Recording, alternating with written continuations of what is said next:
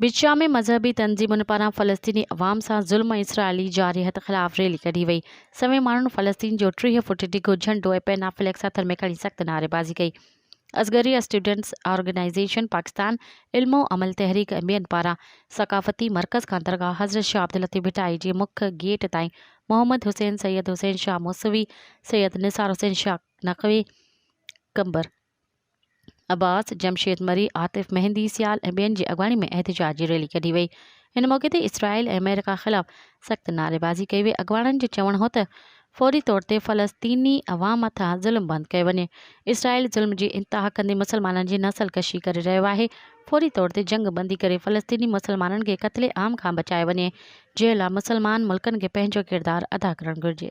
मज़ीद ख़बरनि ऐं तफ़सीलात लाइ विज़िट कयो असांजी वेबसाइट www.awamiNewsHD.com ऐं ॾिसंदा रहो अवामी न्यूज़ HD।